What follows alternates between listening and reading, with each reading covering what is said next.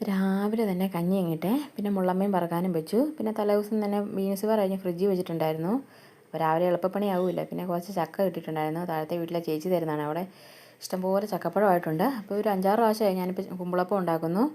കാരണം 2 ദിവസത്തേന് പിന്നെ കാപ്പിക്ക് ആവുമല്ലോ. എനിക്ക് ഭയങ്കര ഇഷ്ടമാണ് കുമ്പിളപ്പം. അതുകൊണ്ട് ഞാൻ ഇടയ്ക്കിടയ്ക്ക് ഉണ്ടാക്കാറുണ്ട് ചക്കപ്പഴം കിട്ടുമ്പോൾ. പിന്നെ രാവിലെ തന്നെ തുണി അലക്കിയിട്ടുണ്ടായിരുന്നു.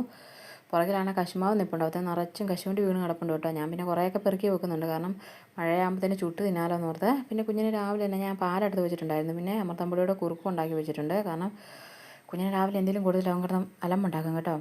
പിന്നെ മണി പ്ലാന്റിൻ്റെ അത് ഞാൻ അക്വേറിയത്തിലെ കല്ലെടുത്തിട്ടുണ്ടായിരുന്നു. കാരണം മീനൊന്നുമില്ല കേട്ടോ ഇപ്പം. പിന്നെ കുഞ്ഞിന് തണുക്കാനൊന്നും സമ്മതിക്കില്ല. കാണിച്ച അപ്പം തന്നെ കൊടുത്തോണം. പിന്നെ ഞാൻ അവനെ കുളിപ്പിച്ചിട്ട് വന്നാണ് കുറുക്ക് കൊടുക്കുന്നത്. രാവിലെ ബിസ്ക്കറ്റും പാലൊക്കെ കൊടുത്തതാണ്. പിന്നെ ഞാനൊരു 10 മിനിറ്റ് കഴിഞ്ഞപ്പോൾ അവനെ കിടത്തേക്ക് ഉറക്കി കേട്ടോ. പിന്നെ നേരെ മുറ്റത്തോട്ട് ചാടി. കാരണം കുറച്ച് പരിപാടിയുണ്ട് മുറ്റത്തെ. ഞാൻ കുറച്ച് ചീരവിത്തൊക്കെ പാകിയിട്ടുണ്ടായിരുന്നു. അതൊക്കെ മുളച്ച് വന്നിട്ട് അതൊക്കെ നോക്കാൻ വേണ്ടി പോയതാണ്. പിന്നെ മധുരക്കിഴങ്ങ് നട്ടു വെച്ചിട്ടുണ്ടായിരുന്നു. അതും ഊർജ്ജസ്വലമായിട്ട് വളർന്നു വരുന്നുണ്ട്. അതൊക്കെ കാണുമ്പോൾ ഒരു സന്തോഷമാണ്.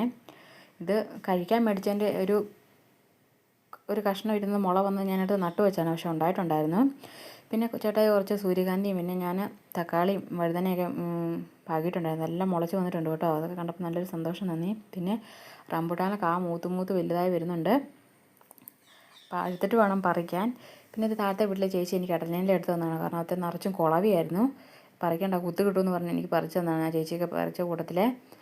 പിന്നെ ഉച്ചയാകുമ്പോഴത്തേനും പാവയ്ക്കാത്തോരനും ബീൻസ് വറുത്തോരനും മീൻ വറുത്തതും പിന്നെ ചിക്കൻ വറുത്തതും കൂട്ടി ചോറും. പിന്നെ ചേച്ചി എന്നെ താഴെ വരെ ഒന്ന് വിളിച്ചിട്ടുണ്ടായിരുന്നു കേട്ടോ. അങ്ങ് വരാൻ പറഞ്ഞ്. അപ്പോൾ ഞാൻ ഇറങ്ങി ചെന്നപ്പോൾ തത്തമ്മ എന്നെ കണ്ടത് കുട്ടിക്കൂടെ കിടന്ന് പരക്കാൻ പോയെന്ന് പിടിക്കുമെന്ന് പേടിച്ചിട്ടാണ് അവളെ. ആൾക്കാർ ചെല്ലുമ്പോൾ അങ്ങനെയാണ്. അല്ലെങ്കിൽ ഭയങ്കര ധൈര്യശാലിയാണേ. പിന്നെ മാങ്ങ തരാൻ വേണ്ടി വിളിച്ചാണ്. ഇത് കഴിക്കാൻ വേണ്ടി ചെനച്ചിട്ടുണ്ടായിരുന്നു. പക്ഷേ ഞാൻ കഴിച്ചപ്പോൾ നല്ല പുളിയായിരുന്നു. പിന്നെ ഞാനത് അച്ചാറിടാന്ന് വെച്ചു. കാരണം മധുരവും പുളി ഇതൊക്കെ ആകുമ്പോൾ നല്ല ടേസ്റ്റാണ്. മധുരം ചെനച്ചതേ ഉള്ളായിരുന്നെങ്കിലും അടിപൊളി പുളിയായിരുന്നു കേട്ടോ. കഴിച്ച് നോക്കിയിട്ടൊന്നും പറ്റുന്നില്ലായിരുന്നു. അയ്യോ പൊളിച്ചു പോകുമായിരുന്നു. പിന്നെ ഞാൻ നൈസായിട്ട് അരിഞ്ഞ് അച്ചാറാണ്, തട്ടിക്കൂട്ട് അച്ചാറാണ് ഇടുന്നത്.